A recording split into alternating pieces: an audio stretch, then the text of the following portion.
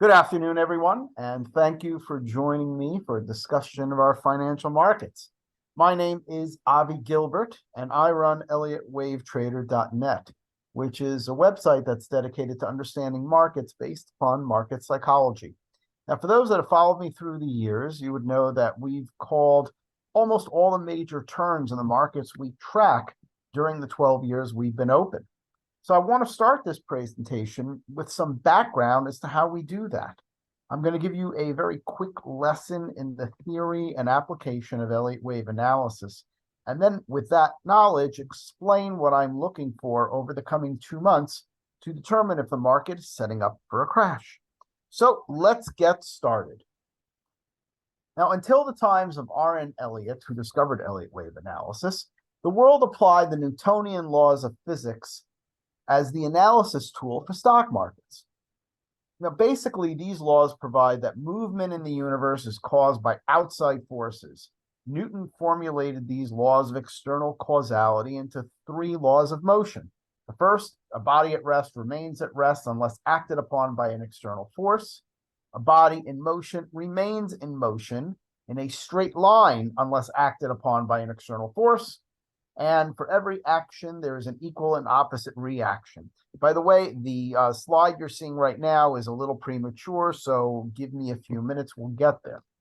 So now, however, as Einstein stated, and this is a quote, during the second half of the 19th century, new and revolutionary ideas were introduced into physics.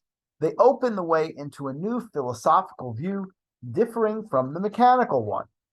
But even though physics has moved away from the Newtonian mechanical viewpoint, financial market analysis has not. As Ralph Nelson Elliott noted, in the Dark Ages, the world was supposed to be flat.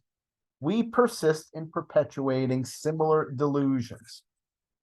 So let's look at how most people view the market. Robert Prechter provided us with an accurate depiction as to how most people approach the market in his seminal book, The Socioeconomic Theory of Finance, which I strongly encourage each and every person listening to my voice to read. It will open your eyes as to how the stock market moves in reality, rather than a lot of the made-up stuff that you're going to hear on TV or in the written media. So as Bob noted, and we'll read through this, observers' job as they see it is simply to identify which external events cause whatever price changes occur. When news seems to coincide sensibly with market movement, they presume a causal relationship. When news doesn't fit, they attempt to devise a cause and effect structure to make it fit. When they cannot even devise a plausible way to twist the news into justifying market action, they chalk up the market move to psychology, which means that despite a plethora of news and numerous inventive ways to interpret it, their imaginations aren't prodigious enough to concoct a credible causal story. Most of the time, it's easy for observers to believe in news causality. Financial markets fluctuate constantly, and news comes out constantly. And sometimes the two elements coincide well enough to reinforce commentators' mental bias towards mechanical cause and effect. When news and the markets fail to coincide, they shrug and disregard the inconsistency. Those operating under the mechanics paradigm in finance never seem to see or care that these glaring anomalies exist. Now, Ralph Nelson Elliott, many, many years ago, almost 80 years ago, offered us a different perspective that is quite different than what we see mostly today in the media. And this is what Elliott said. Very extensive research in connection with human activities indicates that practically developments which result from our social economic processes follow a law that causes them to repeat themselves in similar and constantly recurring series of waves or impulses of definite number and pattern. The causes of these cyclical changes seem clearly to have their origin in the immutable natural law that governs all things, including the various moods of human behavior. And this is important. Causes, therefore, tend to be relatively unimportant in the long-term progress of the cycle. This fundamental law cannot be subverted or set aside by statutes or restrictions. Current news and political developments are of only incidental importance, soon forgotten. Their presumed influence on market trends is not as weighty as is commonly believed. Now remember, Elliott years ago, and in fact, recent studies today have begun to prove Elliott's theories from 80 years ago. In a paper entitled Large Financial Crashes, which was published in 1997, the authors, within their conclusions, presented a nice summation for the overall herding phenomena within financial markets. Stock markets are fascinating structures with analogies to what is arguably the most complex, dynamical system found in natural sciences, the human mind. Instead of the usual interpretation of the efficient market hypothesis, in which traders extract and incorporate consciously by their action all information contained in market prices, we propose that the market as a whole can exhibit an emergent behavior not shared by any of its constituents.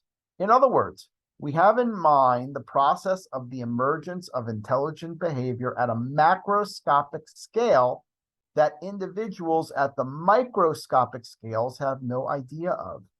This process has been discussed in biology, for instance, in the animal populations, such as ant colonies, or in connection with the emergence of consciousness.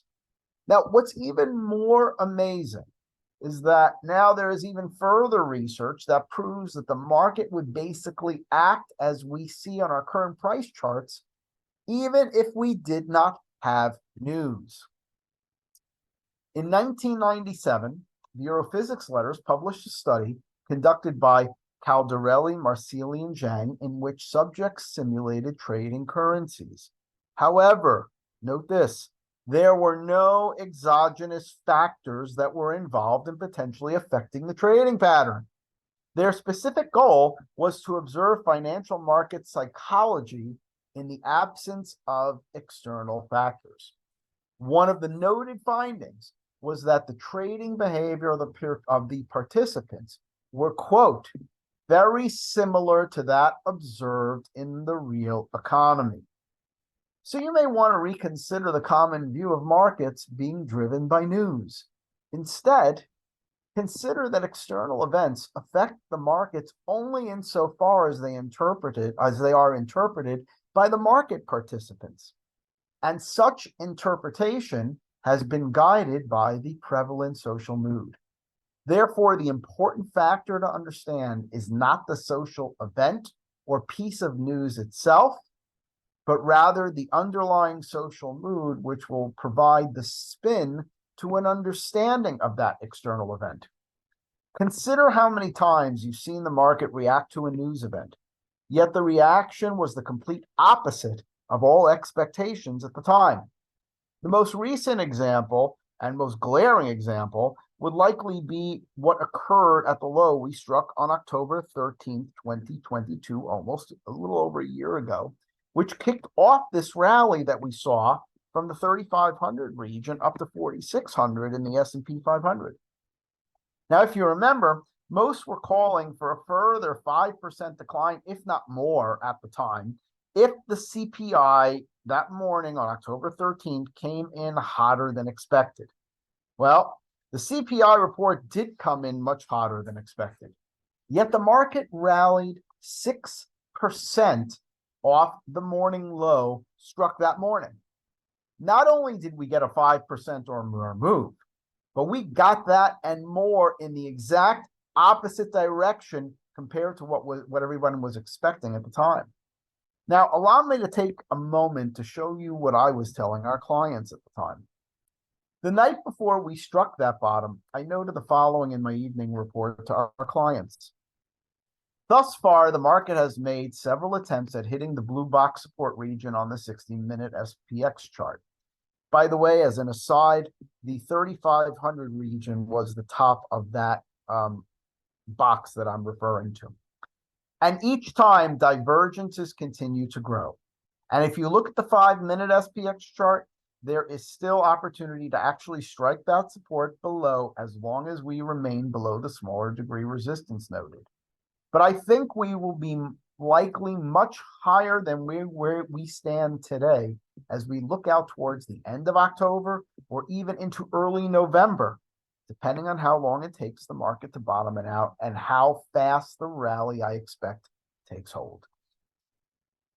I think we all know what happened that morning on October 13th, the day after I wrote this update.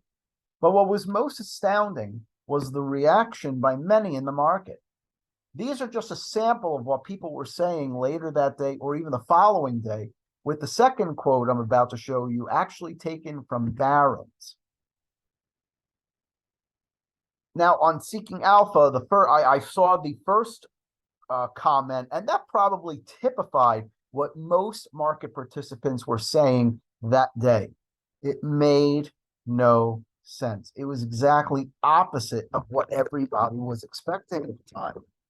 And then what Barron's wrote, Barron's wrote this the following day, it just typified and gave everybody a little more into what everybody was feeling. It was a massive rally, one that came out of nowhere. And it's left market observers like yours truly wondering what the heck just happened.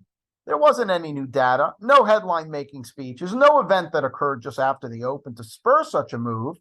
It literally came out of nowhere and left us grasping for possible reasons. Today's market reversal was a head-scratcher. You know, I do apologize, but if you knew where to look, not only did it make sense, but it's something you should have expected. Now I'm going to show you what our clients noted on that day. I'll give you a moment to read it, and you'll see at the end of the day, the difference between the ones that were surprised and the ones that were not is the perspective as to how to view news within an understanding of market sentiment. While news can certainly act as a catalyst, the substance of that news is not terribly material to the direction of the market. We have all seen it happen many times before, wherein the market reacts exactly opposite of the common expectations derived from the substance of the news. And that's because it's the overall market sentiment which tells us how the news will be interpreted and how the market will react, not the substance of the news itself. However, when the market reacts as expected, it only reinforces the common belief of looking at the market through the wrong lens. But when the market reacts exactly opposite of the common expectation, unfortunately, most simply ignore it and move on. I guarantee you nobody questioned why they got that day wrong. They just moved on. But it is within this reaction when one can truly learn how to view the market through the appropriate lens. So now let's delve a bit more deeply into how Elliott wave analysis works. Back in the 1930s, a gentleman named Ralph Nelson Elliott discovered that the movements in the market are really a repeating fractal of overall societal sentiment, which is governed by the natural law of the universe as represented through Fibonacci mathematics. As I quoted Elliott earlier, and I'll quote him again, very extensive research in connection with human activities indicates that practically all developments which result from our social economic processes follow a law that causes them to repeat themselves in similar and constantly recurring series of waves or impulses of definite number and pattern. Elliott recognized that the stock market was driven by waves of public sentiment, and that those waves of sentiment are fractally patterned. This means that the market takes shape within variably self-similar patterns at all degrees of trend. I'll explain this further in a few minutes. Most specifically, Elliott theorized that public sentiment and mass psychology move in 5 ways within a primary trend and 3 ways within a counter trend. Once a 5-wave move in public sentiment has completed, then it's time for the subconscious sentiment of the public to shift in the opposite direction. which is simply the natural cycle within the human psyche and not the operative effect of some form of news. While some may question how sentiment turns on its own at an extreme, I'll simply say that many other studies have been published over the last 30 years, which explains how it naturally occurs within the limbic system within our brains. Now, when I said that the market is fractal in nature, in other words, variably self-similar at all degrees of trend, what I mean is that each five-wave structure can be broken down further into additional variably self-similar structures. So if you look at the chart I have in front of you, you will see that waves 1, 3, and 5, Roman numeral 1, 3, and 5, that is, each break down into five-wave structures themselves, whereas corrective waves 2 and 4 break down into three-wave structures. And when you continue to move down into the lower degrees, you will continue to see the same relationships. Now I outlined waves 1, 2, 3, 4, 5 within wave Roman numeral 3, but if you look closely, you could see wave 1 and wave 5 also comprised of 5 waves each. So before I get into my perspective as to where we are in the market, I want to tell you about a market prognostication made by Elliott back in the early 1940s. So let's put ourselves back into that time period. World War II was raging around us as the U.S. was just entering the war at the end of 1941.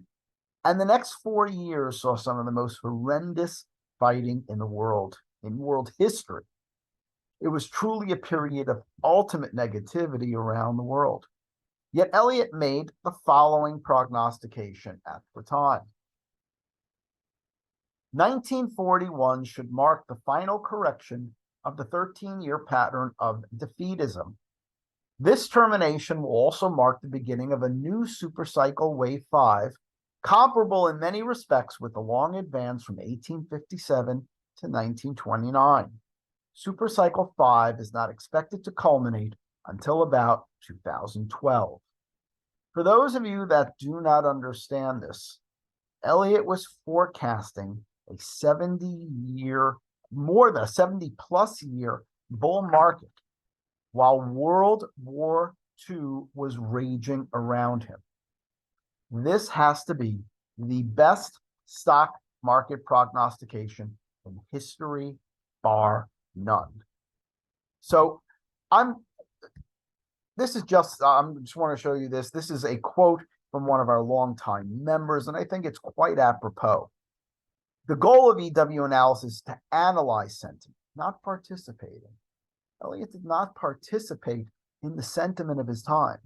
Rather, he used what he saw on the chart and was able to provide us with one of the most incredible prognostications, in my opinion, in history.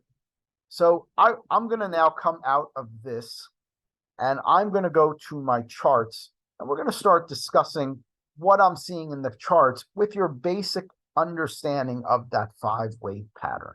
Okay, so let's go through here. Now, this is a 100-plus year structure of the S&P 500. And what I want you to focus on is towards the middle of the chart, you will see Roman numeral wave 1 in paren. And you'll note Wall Street crash of 29 just above it. So up until that point, we had a five-wave structure taking us up into that high. And if you remember the roaring 20s, it was a massive, relatively massive stock market move into that high. But then we got the 1929 crash, and it led clearly to the Great Depression. The 1929 crash, I believe, did not bottom out until 1932. So it's about a 3-year stock market crash, shall we say. Now, again, I want to highlight Roman numeral wave 1 in paren at where it says Wall Street crash of 1929 right here. And the bottom of that crash was Roman numeral wave 2 paren. So we know we're looking for 5 waves, right?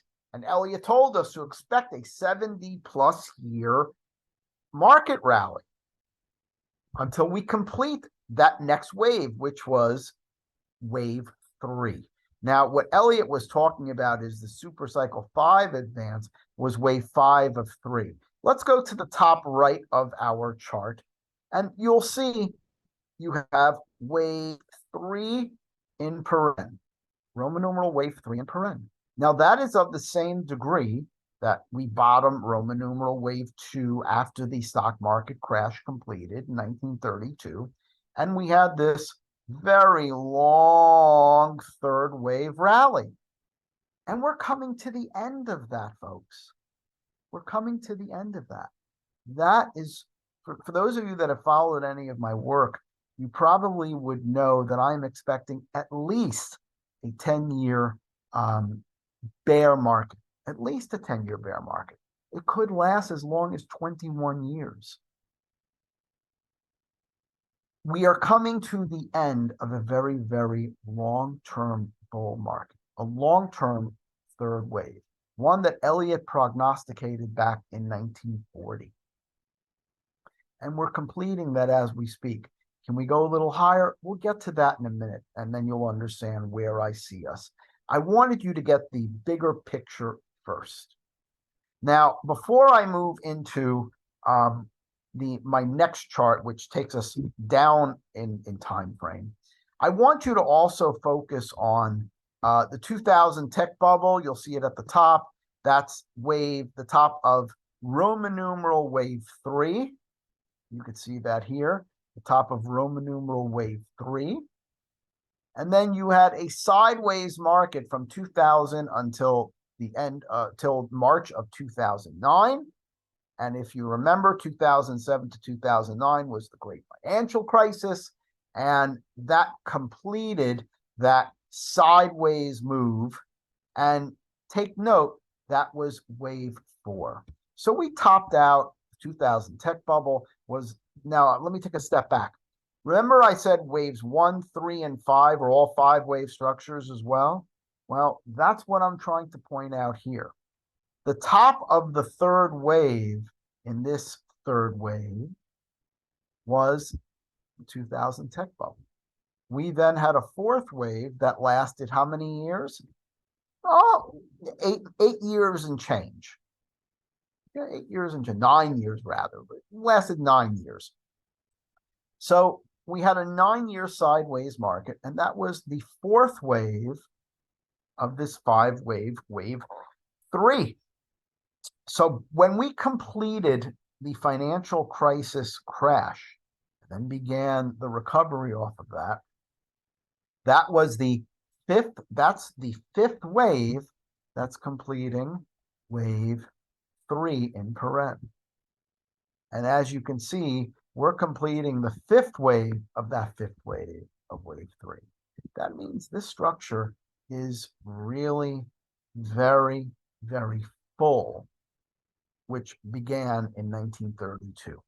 So now I'm going to go into my chart, and I want you, again, take note where we are so you understand what you're about to see. Keep in mind the tech bubble topped wave 3 of wave 3, and then we had wave 4 of wave 3 until 2009. So let's go into the chart.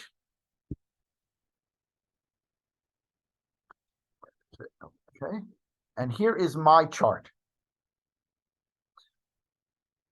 Here again, the top of wave 3 of wave 3, and then you had the ABC corrective 3-wave structure.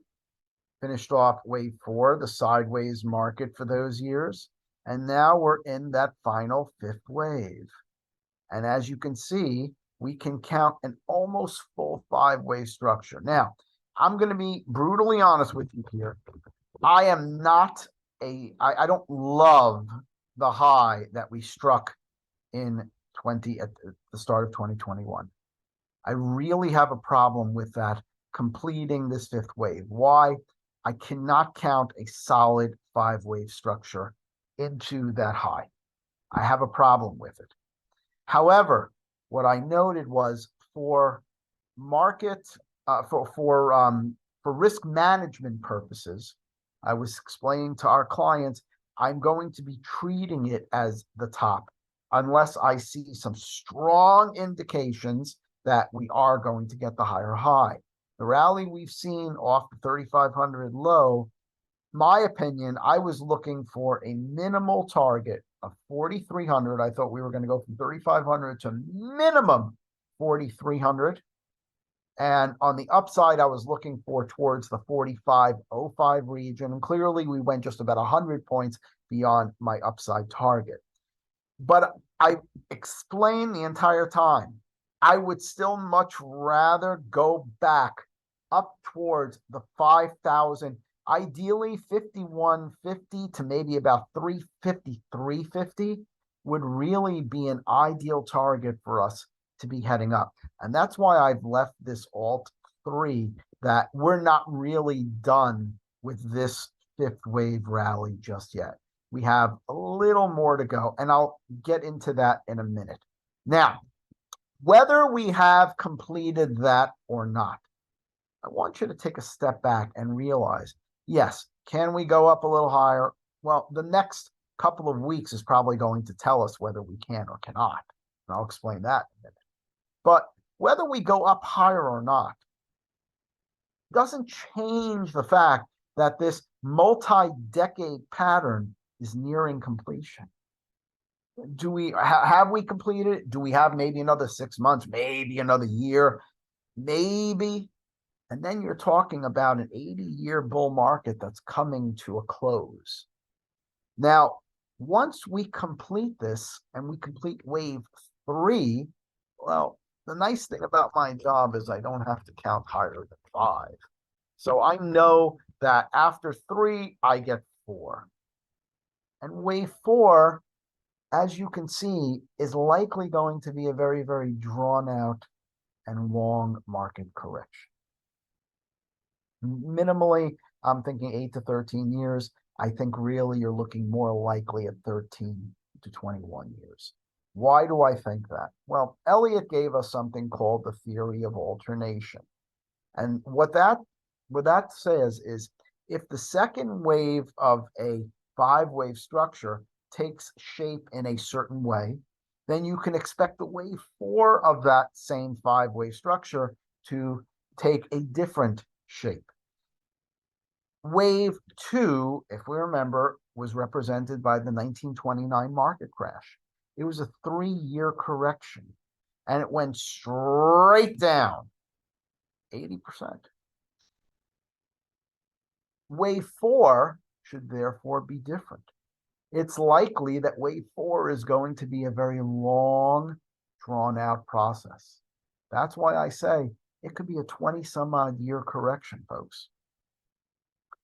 And that's effectively what I'm looking for. Now, as we move through the structure, I'm going to see if somehow it can curtail. And there are ways that it can curtail. I've added in an alternative count in here. But you know what? We are many, many years. We are at least 7, 8 years away from being able to even consider this potential just yet. At least 7, 8 years away. So I'm not even going to get to that right now. For now, I'm just going to note my expectation is for a major market top to be struck and then enter into a very long-term bear market. Now, for those of you that have followed me at any point in time over the last number of years, you probably have seen me be very bullish. For me, I'm not a bull. I'm not a bear. I'm definitely not a perma bull, and I'm definitely not a perma bear. As some of our clients have called us, we're perma profit. All we want to be is on the correct side of the market. I don't care what you call it, but whatever it is, I want to be on the right side of it.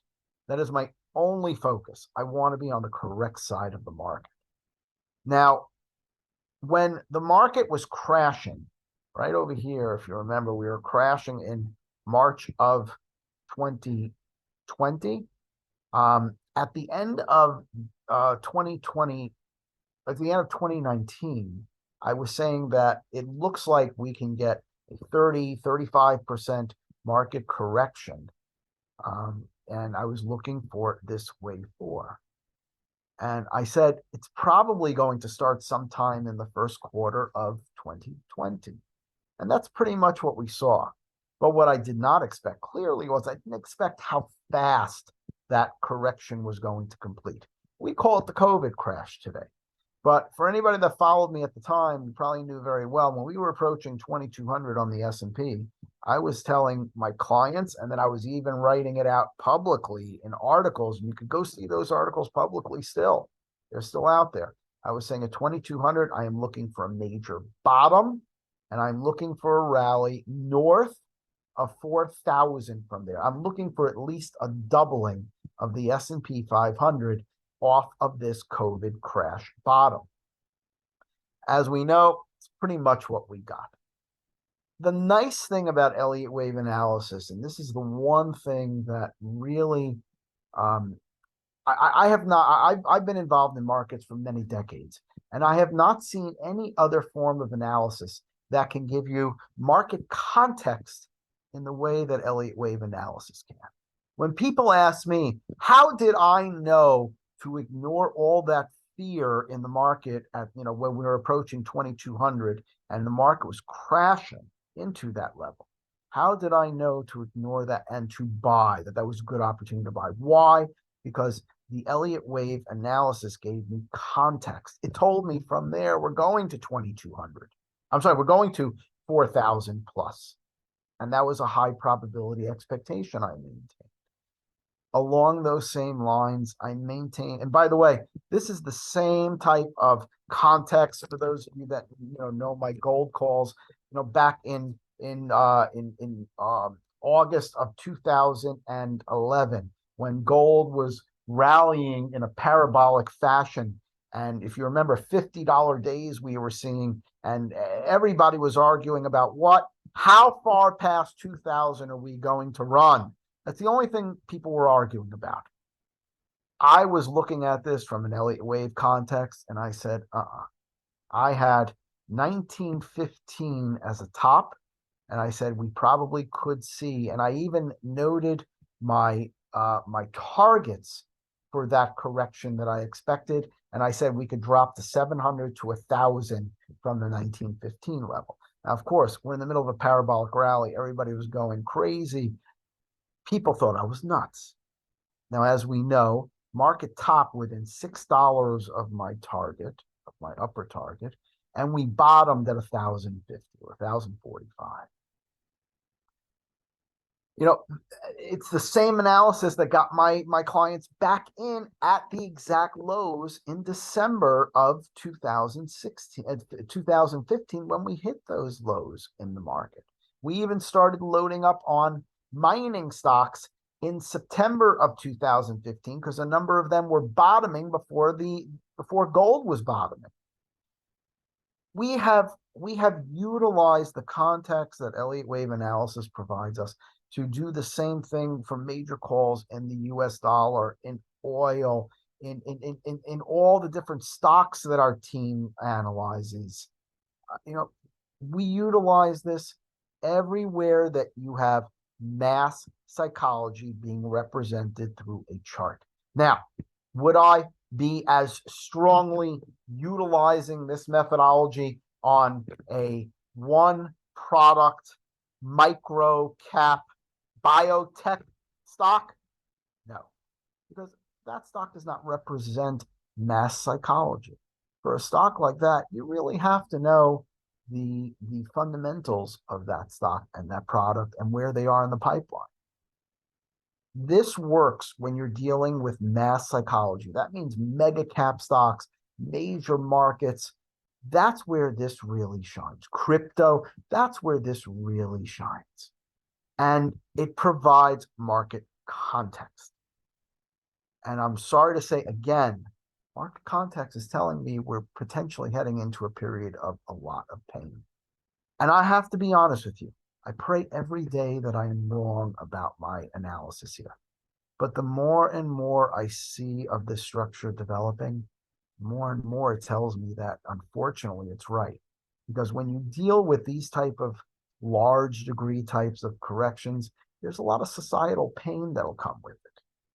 And, when we look back at the fourth wave of one lesser degree, when we topped at the tech bubble in 2000, and it took us 9 years to get that fourth wave of a lesser degree, this is going to be a fourth wave of a higher degree. So minimally, I would expect we would see at least a 9-year correction to match that. And that's why I think it probably potentially could be double that, because you're talking about a higher degree correction. And again, that's what I fear, because the societal ramifications of such a correction could be quite dire. And I pray every day that I am wrong in my assessment. But let me show you where I think we are. Well, let's delve in a little further into the daily chart. On the daily chart, like I said, do I like this as the top? I really don't. I really like the structure, and it's an ugly structure, by the way. But I really like the structure with one more higher high as we look out to 2024. But I'm not going to be stupid about it. I need to have a good indication that the market is going to go to 4,800 plus as we go out to 2024. Like I said, we can even go up to 5,350 or 5,400. That really, I initially thought we'd get up as high as 5,500. And it's still possible if we get a big old blow off top. So, but at the same time, I'm not throwing all caution to the wind. In fact, the way the market is set up right now, when a weatherman tells you that the atmospheric conditions are conducive to a tornado developing and touching down, so please take shelter, I'm seeing the same thing right now, that the current market conditions are such that a market crash could happen. And that market crash would take us down to here, and that would confirm the start of a long-term bear market. Now, I want to take one step back. Even if we do go into a long-term bear market, I want you to realize it's not going to be like 1929 to 1932. That's what Elliott taught us. It's not going to be exactly like that. It's going to be much longer and much more drawn out. You're going to have something similar to this, where you're going to have a number of years of a period of a bear market. You will then have a bear market rally, followed by a crash. So let's say we get a mini crash here. You will then see a bear market rally, followed by a crash. You will then see another bear market rally, followed by an even bigger crash. So you're going to have opportunities to make money. And if you understand the context, you will then know where to take your cash out of the market. So let's go back to the daily chart. And the daily chart is showing me two possibilities here. And I'm going to take you into the 60-minute chart to show you even better where we are. Now, remember I said corrective structures are three-way structures.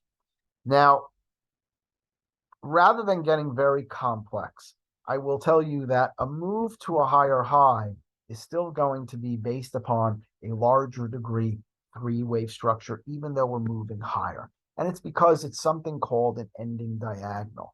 And ending diagonals are the exception to the standard 5-wave rule. You do have 5 waves, but the substructures are all 3-wave structures, ABC. So wave 1 takes shape as an ABC 3-wave move.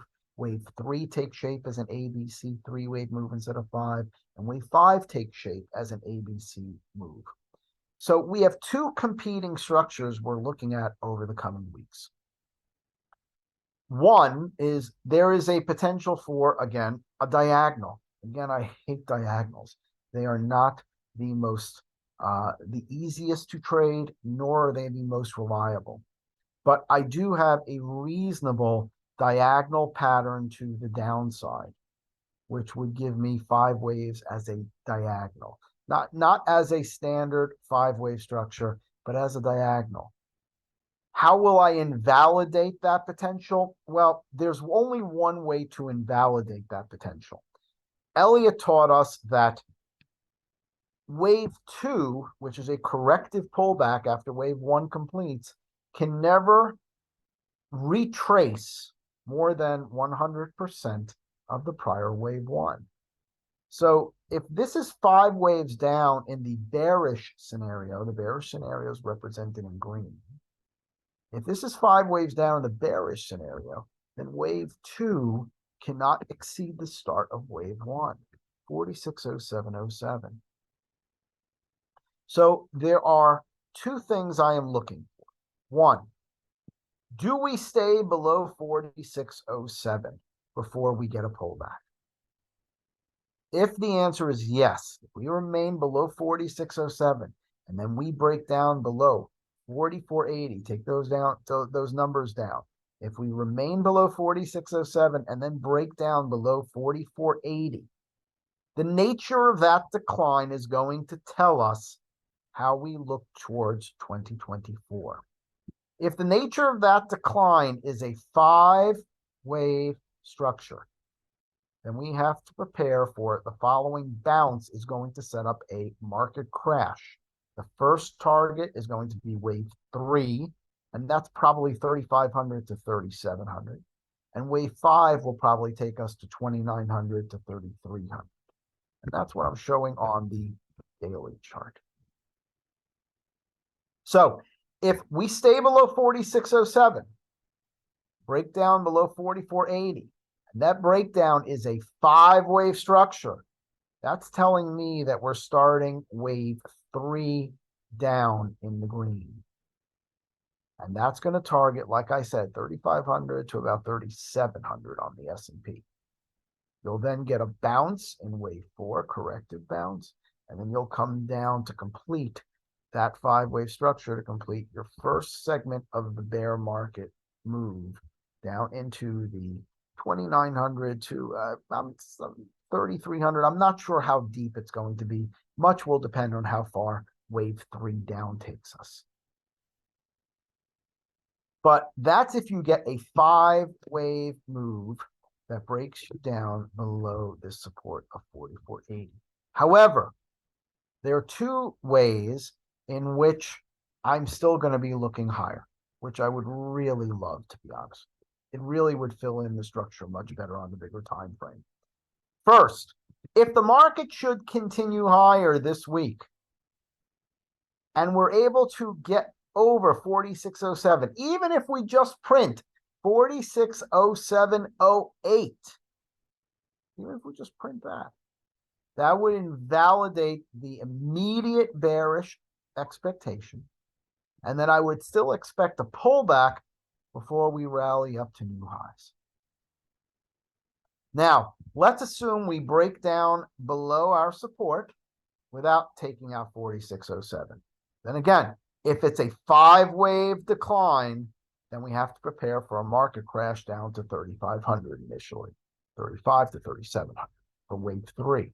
If it is a clearly corrective decline and not a 5-wave structure, that's going to tell us that the market is preparing for another rally as we look out towards 2024 that should take us to a higher high.